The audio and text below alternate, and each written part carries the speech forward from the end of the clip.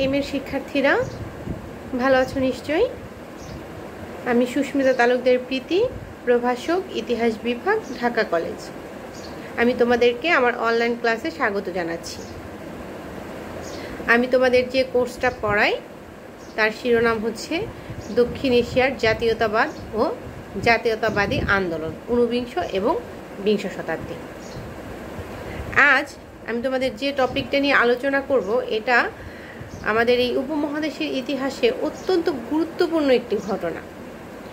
এই ঘটনা ব্রিটিশ শাসনের ভিত নাড়িয়ে দিতে সক্ষম হয়েছিল। এই টপিকটার নাম সিপাহী বিদ্রোহ। কিন্তু এই সিপাহী বিদ্রোহকে অনেক ঐতিহাসিক শুধুমাত্র সিপাহী বিদ্রোহ বলতে এখন আর রাজি নন। বিশেষ করে ইন্ডিয়ান ন্যাশনালিস্ট হিস্টোরিয়ান যারা, মানে ভারতীয় জাতীয়তাবাদী ঐতিহাসিক, ভারতীয় জাতীয়তাবাদী ঐতিহাসিক, ওনারা এই সিপাহী বিদ্রোহকে বলছেন যে ভারতের প্রথম স্বাধীনতা যুদ্ধ বা ভারতের প্রথম স্বাধীনতা আন্দোলন। অনেকে কে বলছে মহাবিদ্রোহ।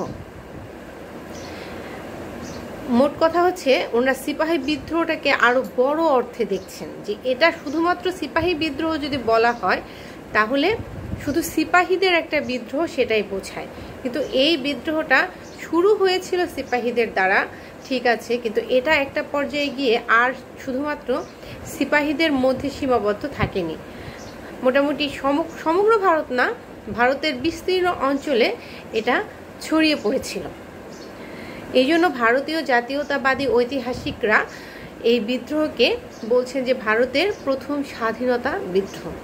মূলত আসলে কোনো ঘটনা কিন্তু এক দিক থেকে দেখলে একরকম লাগে, আর এক দিক থেকে দেখলে আর এক রকম লাগে। যেমন আমাদের ভারতের ইতিহাসে খুব কমন একটা টপিক হচ্ছে সন্ত্রাসী আন্দোলন, টেররিস্ট মুভমেন্ট। এই টেররিস্ট নামটা কিন্তু ব্রিটিশদের দেয়া। ব্রিটিশদের কাছে যারা আমরা এই যে সূর্য সেন বা যারা ভারতীয়রা আন্দোলন করেছিল তারা ছিল টেররিস্ট, এই জন্য তারা এই নামটা দিয়েছে এটাকে টেররিস্ট মুভমেন্ট। কিন্তু ভারতীয় জাতীয়তাবাদী ঐতিহাসিক যারা, তারা কিন্তু এটাকে টেররিস্ট মুভমেন্ট বলে না, তারা এটাকে বলে স্বদেশী মুভমেন্ট, স্বদেশী আন্দোলন। সেরকমই আর কি একটা ঘটনা, যে এটা শুধুমাত্র স্বদেশী,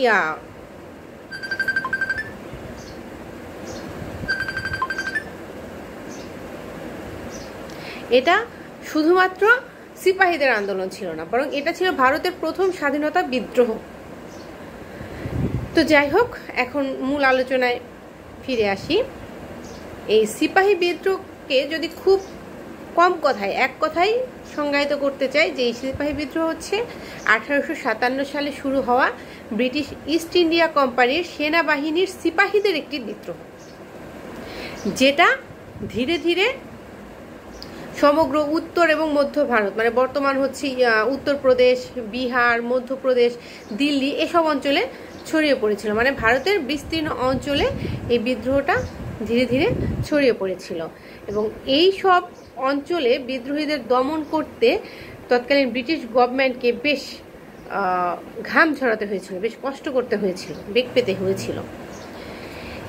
1858 সালের 20 জুন গোয়ালিয়রে যে বিদ্রোহীদের পরাজয়, তার পরেই মোটামুটি এই আন্দোলনটা, এই বিদ্রোহটা শেষ হয়ে যায়।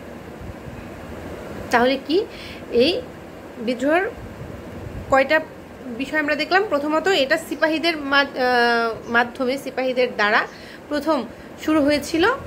তারপর ধীরে ধীরে এটা সারা ভারতে ছড়িয়ে পড়ে। মূলত এই বিদ্রোহটা ছিল হচ্ছে কোম্পানির শাসনের বিরুদ্ধে ভারতীয় জনগণের দীর্ঘদিনের পুঞ্জীভূত যে অসন্তোষ, তার একটা বিস্ফোরক বহিঃপ্রকাশ এই 1857 সালের মহাবিদ্রোহটা ছিল। এই 1857 সালের মহাবিদ্রোহের ভিত কিন্তু একদিনই রচিত হয়নি। প্রায় 100 বছর ধরে কোম্পানির প্রতি মানুষের যে রাগ, ক্ষোভ, তাদের যে না পাওয়া, সেগুলোই ধীরে ধীরে এই মহাবিদ্রোহের দিকে মোড় নিয়েছে। আমি তোমাদের বোঝার সুবিধার্থে একটু ভাগ ভাগ করে এই বিদ্রোহের কারণগুলো দেখাবো। প্রথমেই আমি যে কারণটা নিয়ে আলোচনা করব সেটা হচ্ছে অর্থনৈতিক কারণ। অর্থনীতি হচ্ছে কোনো একটা সমাজের, দেশের মূল চালিকা শক্তি। এই অর্থনীতি যখন ভেঙে যায় তখন কিন্তু আন্দোলন অনিবার্য।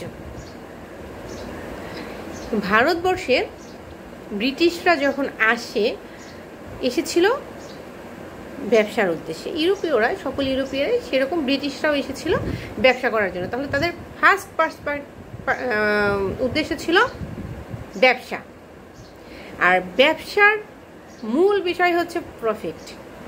এখানে কিন্তু তুমি অন্য কোনো কিছু না, ব্যবসার মূল উদ্দেশ্যই প্রফিট। এই যে আমরা যে নিউ মার্কেটে কেনাকাটা করি বা অন্য জায়গায় কেনাকাটা করি, এখানে কিন্তু ব্যবসায়ীরা আল্লাহর কসম বলে মিথ্যা কথা শুরু করে। আল্লাহর কসম, এটা আপনাকে দিলাম, এই দামে কাউকে দিব না।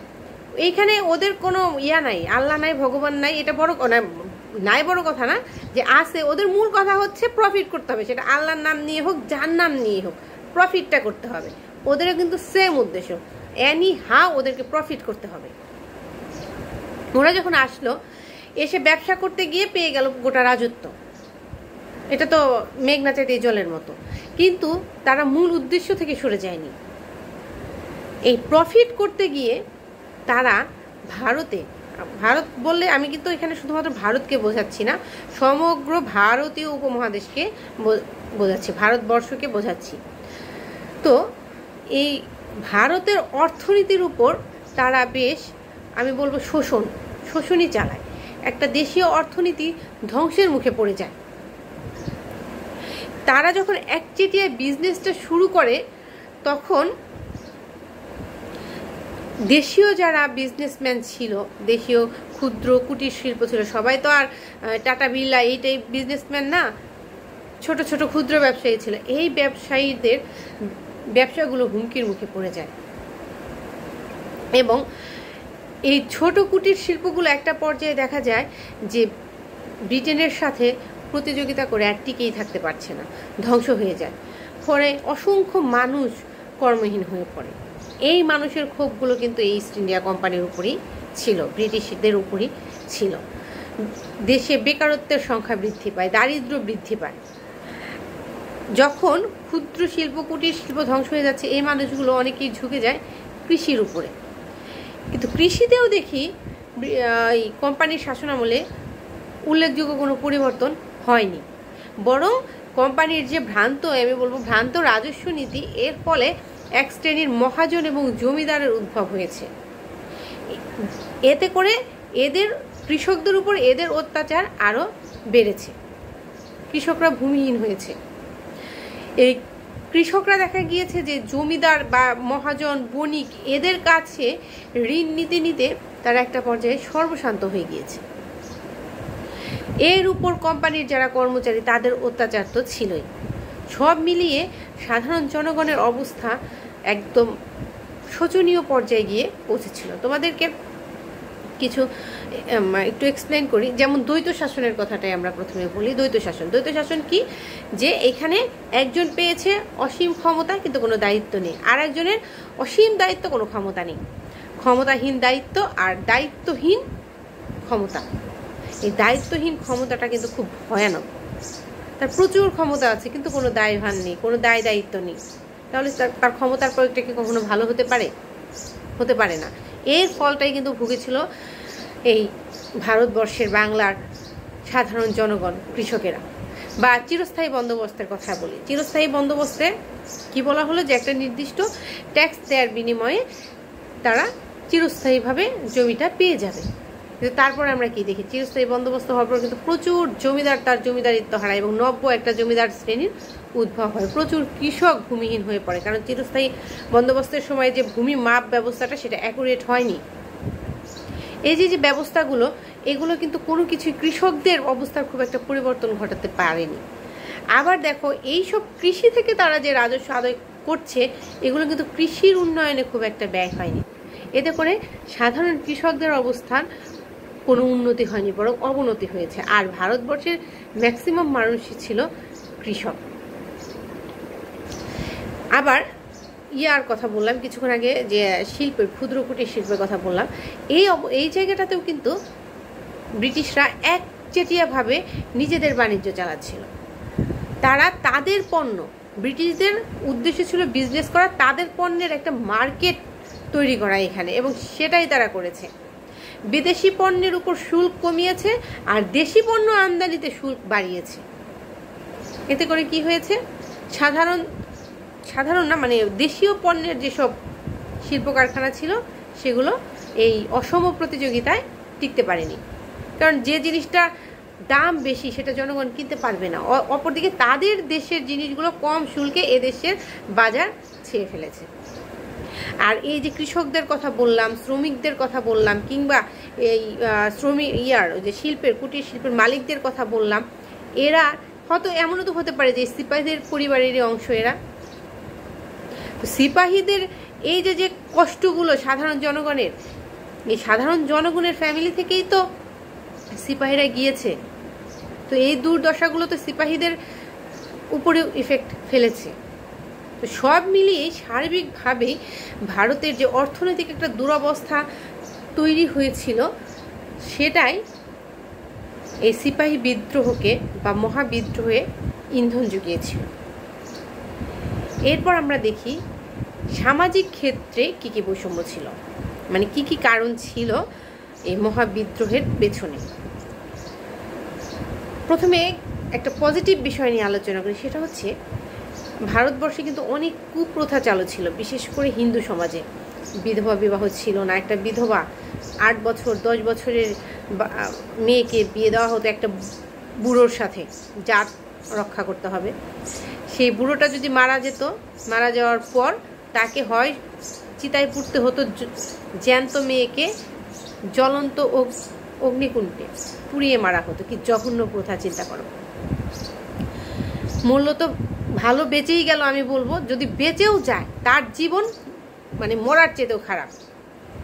একটা বিধবার জীবন ছিল মৃত্যুর চেয়েও ভয়ঙ্কর। তোমরা জানো, তোমরা অনেক ভারতীয় মেয়ে স্বেচ্ছায় সতীদাহ প্রথায় করেছে, মানে স্বামীর সাথে চিতায় জ্বলেছে। কারণ স্বামী মারা যাওয়ার পর তাদের যে জীবন, সেটা বেঁচে থাকার চেয়েও কষ্টকর, মরে যাওয়ার চেয়েও কষ্টকর ছিল। কোথাও যেতে পারতো না, সব জায়গায় তাদেরকে মানে সকল অনুষ্ঠান থেকে তাদেরকে দূরে সরিয়ে রাখা হতো। তারপর খাবার দাবারের রেস্ট্রিকশন তো ছিলই, সেদ্ধ ভাত এগুলো খেয়ে তাদেরকে বাঁচতে হতো। ইভেন তারা চুলটা পর্যন্ত রাখতে পারতো না।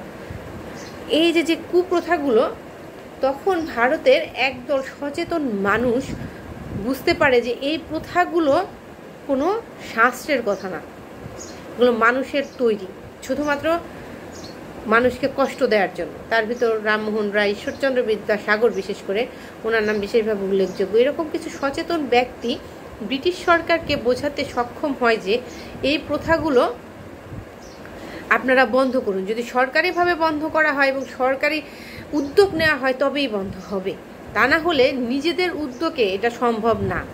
কারণ কুলীন যেসব ব্রাহ্মণ ছিল এরা মানবে না, এবং বাস্তবেও সেটাই হয়েছিল। এই ব্রাহ্মণরা কিন্তু যথেষ্ট বিরোধিতা করেছিল, এই প্রথা হতে দিবে না। তো ব্রিটিশরাও দেখলো যে এই প্রথাগুলো আসলেই খুবই জঘন্য। প্রথমে তারা চেয়েছিল না যে এই কোনো সামাজিক কিংবা ধর্মীয় ব্যাপারে হস্তক্ষেপ করতে, কারণ তারা বুঝেছিল এখানে হস্তক্ষেপ করলে হয়তো ফলটা হিতে বিপরীত হতে পারে, হয়েছিল সেটাই।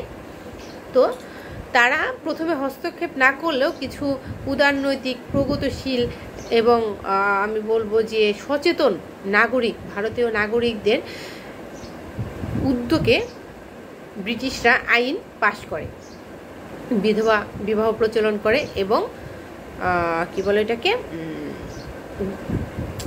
সতীদাহ প্রথা বন্ধ করে। এগুলো কিন্তু ভারতবাসীদের ভালোর জন্যই করলো, কিন্তু অনেক ভারতীয় এটাকে ভালো হিসেবে নেয়নি। তারা এটাকে নিয়েছে তাদের ধর্মের উপর একটা আঘাত হিসেবে। তারপর তারা স্ত্রী শিক্ষার, নারী শিক্ষার প্রবর্তন করেছিল। এই যে তখনকার ব্রাহ্মণ সমাজ যারা ছিল তারা এটা মেনে নেয়নি। মূলত আমাদের সমাজের, আমি সবাই বলবো না তবে অনেকেই, আমরা হচ্ছে হাই হাই এবং সিসি পার্টি। যখন কেউ দুঃখে পড়বে তখন আমরা খুব হাই হাই করতে পছন্দ করি, আর যখন কেউ সুখে থাকবে তখন তার সুখ নিয়ে আমরা একটু সিসি করতে পছন্দ করি। বেশিরভাগ ক্ষেত্রে আমরা একটু সিম্প্যাথি দেখাতে বেশি পছন্দ করি।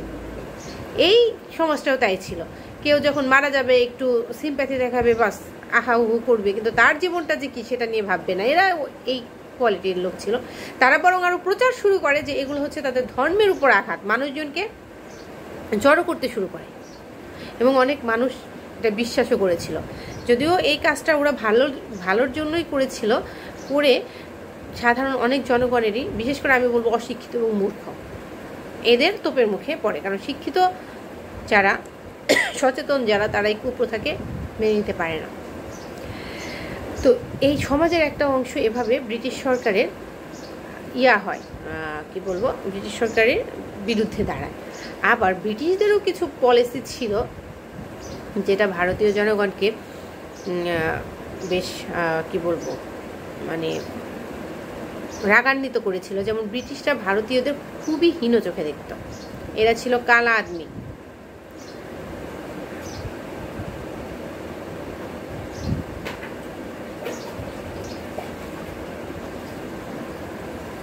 সরি, একটু সমস্যা হয়েছিল। যাই হোক, তো এই ব্রিটিশরা ভারতীয়দের খুব হীন চোখে দেখত। ভারতীয়দের কালা আদমি, নিগার, এসব গালিগালাজ করত। শুধু তাই না, একজন ব্রিটিশ যদি রেলের কামরায় যাচ্ছে, সেই কামরাতে কোনো ভারতীয়দের টিকিটই দেওয়া হতো না, কারণ তারা ভারতীয়দেরকে এক কামরায় যাবে এতটা যোগ্যই মনে করতো না। ইউরোপিয়ান যেসব ক্লাব ছিল, সেই সব ক্লাবে কোনো ভারতীয়কে ঢুকতে দেওয়া হতো না। এবং খ্রিস্টান যেসব ধর্মযাজক ছিল ব্রিটিশ, তারা ধর্মের বিরুদ্ধে একদম মোটামুটি প্রকাশ্যেই একটু বাজে মন্তব্য করতো। এই বিষয়গুলো কিন্তু ভারতীয় সাধারণ জনগণকে ব্রিটিশদের বিরুদ্ধে ক্ষিপ্ত করে তুলেছিল। এরপর আলোচনা করি একটু রাজনৈতিক কারণ নিয়ে। রাজনৈতিক কারণের ভেতর প্রথমেই যেটা আসে সেটা হচ্ছে ব্রিটিশদের এই যে সাম্রাজ্যবাদী নীতি। এদের বেশিরভাগ যারা এসেছিলেন, শাসক এসেছিলেন, বেশিরভাগই ছিলেন সাম্রাজ্যবাদী। তারা প্রথমে বিজনেসের উদ্দেশ্যে আসলেও পরে সাম্রাজ্যটাকেই, মানে সাম্রাজ্য গ্রাস করাটাকে একটা নীতি হিসেবে গ্রহণ করেছিল পরবর্তীতে। এবং তার ভিতর ডালহৌসির নাম বিশেষভাবে উল্লেখযোগ্য। ডালহৌসি একটু, মানে আমি বলবো, মানে নগ্নভাবেই সাম্রাজ্য দখল করছিলেন। ওনার যে সত্যবিলোপ নীতি, এই সত্যবিলোপ নীতিতে উনি সাতারা, ঝাঁসি, নাগপুর, সম্বলপুর এইসব এলাকা একের পর এক দখল করতে থাকে। অযোধ্যা কিন্তু ব্রিটিশদের সাথে ভালো সম্পর্ক ছিল, তারপরও সেখানে কুশাসনের অভিযোগ এনে অযোধ্যা দখল করে। শুধু তাই না, অযোধ্যাতে সে যেটা করেছিল সেটা হচ্ছে মেয়েদের অন্দরমহলে পর্যন্ত ঢুকে পড়েছিল। অন্দরমহলে ঢুকে সেখানকার কোষাগার লুণ্ঠন করেছিল। মানে ডালহৌসির আমার মনে হয় মাথায় একটু খারাপ হয়ে গিয়েছিল কি না, মানে নেশায়, সাম্রাজ্য দখলের নেশায়।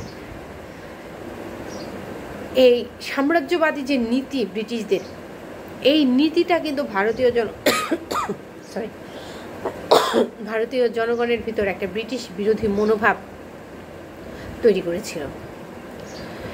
কারণ দেশীয় রাজ্যগুলোর যারা ছিল, এদের সবার প্রতি যে প্রজারা বিরক্ত ছিল তা কিন্তু না। অনেকেই ছিলেন প্রজাবান্ধব শাসক। এই প্রজাবান্ধব শাসক, এই রাজারা যখন তাদের রাজত্ব হারাচ্ছে ব্রিটিশদের কাছে, তখন কিন্তু সেখানকার প্রজারা ব্রিটিশদের এগেনস্টে চলে যায়। এবং এর ফল আমরা দেখি সিপাহী বিদ্রোহে। সিপাহী বিদ্রোহে কিন্তু প্রচুর সাধারণ মানুষ যোগ দিয়েছিল। বিশেষ করে ডালহৌসির সত্যবিলোপ নীতির মাধ্যমে উনি যেসব এলাকা দখল করেছিলেন, উনি যে কর্নাট দখল করেন, এবং যে পেশবার বাজিরাওয়ের যে দত্তক পুত্র নানা সাহেবকে তিনি অবৈধ ঘোষণা করে তার বৃত্তি বন্ধ করে দেন। অথচ হিন্দুদের কিন্তু আইন ছিল তারা দত্তক, যদি কোনো উত্তরাধিকারী না থাকে সেক্ষেত্রে তারা দত্তক গ্রহণ করতে পারবে, দত্তক পুত্র গ্রহণ করতে পারবে। তো এই যে বিষয়গুলো, এই ঘটনাগুলো জনগণকে ব্রিটিশ বিরোধী করে তুলেছিল। ব্রিটিশ বিরোধী মনোভাব তাদের ভিতর গড়ে উঠেছিল। এরপর আলোচনা করি ধর্মীয় কারণ নিয়ে। তোমরা এই যে ইতিহাস পড়ছো, যেমন চীনের ইতিহাস, ভারতবর্ষের ইতিহাস বা আফ্রিকা আমেরিকার ইতিহাস, এখানে কিন্তু একটা জিনিস খেয়াল করবে, ব্রিটিশরা ইউরোপীয়রা যেখানে গিয়েছে সেখানে কিন্তু আগে আগে মিশনারিরা গিয়েছে। ভারতবর্ষেও কিন্তু মিশনারিরা এসেছিল এবং মিশনারিদের কিন্তু সারা দেশ ভ্রমণের জন্য পারমিশন দেয়া থাকে, তারা দেশের যে কোনো জায়গায় যেতে পারে। ভারতবর্ষেও মিশনারিরা এসেছিল ধর্ম প্রচার করার জন্য এবং এদের যাতায়াতটা ছিল খুবই অবাধ। তারা যে কোনো হাসপাতাল কিংবা স্কুল কিংবা ধরো সেবা সংস্থা যে কোনো জায়গায় চলে যেতে পারত। এগুলো কিন্তু ভারতবাসীর মনে একটা ভয়ের সঞ্চার করে যে তাদের একে তো তারা তাদের দেশীয় শাসকদের হারাচ্ছে, ব্রিটিশরা তাদের দখল করে নিচ্ছে রাজ্যগুলো, এখন তাদেরই প্রতিনিধি হয়তো মিশনারিরা ধর্ম প্রচারণার কাজ করছে। তো একটা পর্যায়ে হয়তো তারা তাদের নিজস্ব ধর্মকে হারিয়ে ফেলবে, বাধ্য হবে খ্রিস্টান ধর্মে দীক্ষিত হতে, খ্রিস্টান ধর্ম গ্রহণ করতে। এইরকম একটা ভয় কিন্তু হিন্দু মুসলিম নির্বিশেষে সকল ভারতবাসীর মনে কাজ করেছিল। এবং আরেকটা বিষয় হচ্ছে, এই খ্রিস্টান মিশনারি যারা, তারা কিন্তু প্রকাশ্যে হিন্দু দেবদেবী এদের নিন্দা করে বেড়াতো।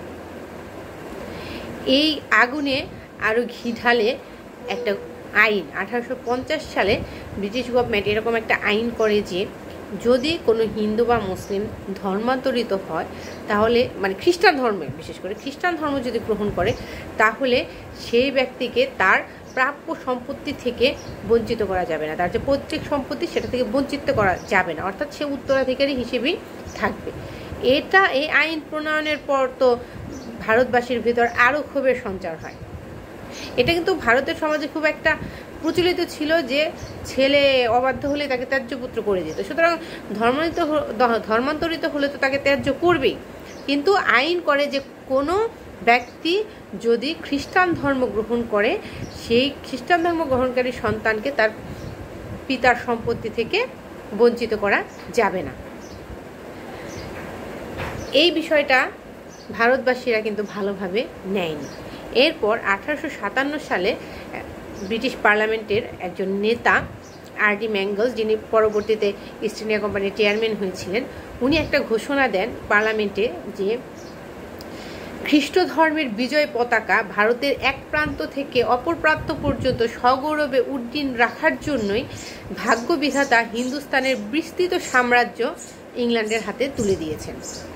তাই সমগ্র ভারতবর্ষের মানুষকে খ্রিস্ট ধর্মে দীক্ষিত করার কাজে প্রত্যেককেই আপ্রাণ চেষ্টা চালিয়ে যেতে হবে। তার এই ভাষণের পরে ভারতবাসীর মনে একদম বদ্ধমূল ধারণা হয়ে যায় যে তাদের খ্রিস্টান ধর্মে দীক্ষিত হওয়া একদম অনিবার্য। কাজেই এই মিশনারিদের প্রতি তাদের যে ক্ষোভ, এই ক্ষোভটা কিন্তু আলটিমেটলি গিয়ে পড়েছিল সেই ব্রিটিশদের উপরে। এরপর আমরা আলোচনা করি এই মহাবিদ্রোহের সামরিক কারণ নিয়ে। ব্রিটিশ সেনা বিভাগে তোমরা জানো প্রচুর ভারতীয়রা চাকরি করত, প্রচুর ভারতীয় ছিল, কিন্তু এই ভারতীয় এবং ব্রিটিশ যে সোলজার, তাদের যে বেতন ভাতার কাঠামো সেটা বিস্তর ফারাক ছিল। তোমাদেরকে একটা স্ট্যাটিস্টিক্স দিই, 15,500 ভারতীয় সেনার জন্য বার্ষিক ব্যয় ছিল 98 লাখ পাউন্ড। অপরদিকে মাত্র 51,316 জন ইউরোপীয়দের জন্য ব্যয় ছিল 56,60,000 পাউন্ড। 15,000-এর জন্য 98 লাখ আর 51,000-এর জন্য 56,60,000 পাউন্ড ব্যয় হতো।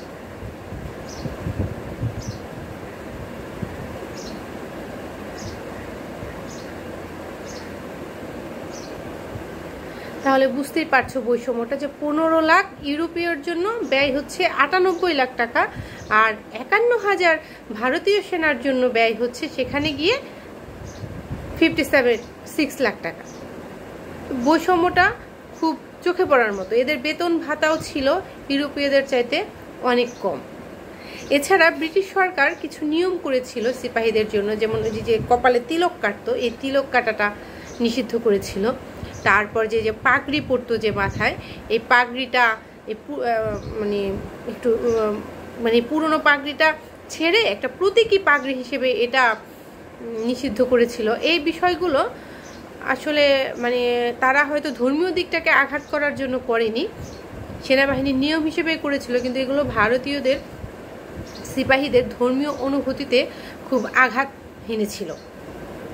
তাদের যে আবার বলেছিল যে দাড়ি কামাতে, এটা হিন্দু মুসলিম পাঞ্জাবি সকল সেনার ভেতরেই ক্ষোভের সৃষ্টি করেছিল এই বিষয়গুলো। তাছাড়া আরেকটা বিষয় হচ্ছে, তখন ভারতীয়দের একটা এরকম মানে আমি বলবো যে কুসংস্কার ছিল যে যদি তারা সমুদ্র পাড়ি দেয় তাহলে তাদের জাত চলে যাবে। কিন্তু ব্রিটিশ সরকার এসে নিয়ম করে দেয় যে সেনাবাহিনীর লোকেদের দেশের প্রয়োজনে যে কোনো জায়গায় যেতে হতে পারে। সুতরাং এই ঘোষণার পর তো তারা তাদের জাত ধর্ম হারানোর ভয়ে ভীত হয়ে যায়। এই আগুনে আরও ঘি ঢালে 1856 সালে লর্ড ক্যানিংয়ের একটা ঘোষণা। উনি ঘোষণা দেন যে সিপাহীদের প্রয়োজনে দূর দেশেই যেতে হবে। তো সিপাহীরা তখন থেকেই চিন্তা করতে থাকে যে ব্রিটিশরা বুঝি তাদের জাত ধর্ম বলতে কিছু রাখতে দিবে না, কারণ তাদের কথা হচ্ছে যে নদীর ওপারে সমুদ্র পাড়ি দিলেই তাদের জাত চলে যাবে।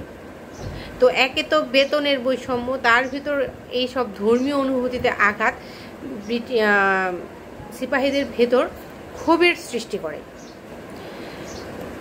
এরপর একটা মানে কারেন্ট ইস্যু, যে কোনো ঘটনায় তোমরা হিস্ট্রিতে দেখবে যে শুরু হয়, এর রুট থাকে অনেক ভেতরে, তারপর একটা কারেন্ট ইস্যুকে কেন্দ্র করে সে বিদ্রোহের বা বিপ্লবের বিস্ফোরণ ঘটে। এখানে যেটা হয়েছিল সেটা হচ্ছে এনফিল্ড রাইফেল নামে একটা নতুন রাইফেলের প্রচলন।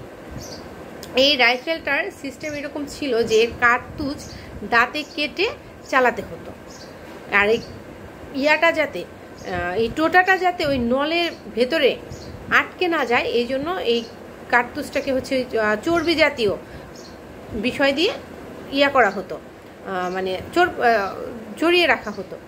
তো এইরকম একটা ঘটনা ঘটে যে এই যে কার্তুজ দাঁতে কেটে চালাতে হয়, তো এই কার্তুজে হচ্ছে গরু এবং শূকরের চর্বি মাখানো।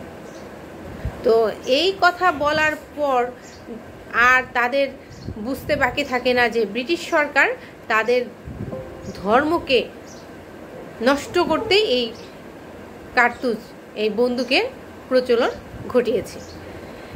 এবং এই কেন্দ্র করেই, ঘটনাকে কেন্দ্র করেই শুরু হয় আমাদের সিপাহী বিদ্রোহী বলি, মহাবিদ্রোহী বলি, বা ভারতের প্রথম স্বাধীনতা আন্দোলনই বলি, এটা শুরু হয়। তো আমি মূলত আজকের ক্লাস হচ্ছে তোমাদের এই সিপাহী বিদ্রোহের যে ব্যাকগ্রাউন্ড, এর পেছনের যে কারণ, এগুলো নিয়ে আলোচনার জন্যই করেছি, মানে এগুলো নিয়ে আলোচনা করলাম। আমি পরবর্তী ক্লাসে তোমাদের এই সিপাহী বিদ্রোহের ঘটনা এবং সিপাহী বিদ্রোহের ফলে কি হয়েছিল এই বিষয়গুলো নিয়ে আলোচনা করব। তোমাদের যদি আজকের ক্লাস নিয়ে কোনো সমস্যা থাকে তোমরা আমাকে জানাবে, আর যদি কোনো প্রশ্নও থাকে অবশ্যই জানাবে, আমি পরবর্তী ক্লাসে তোমাদের প্রশ্নগুলোর উত্তর দেব।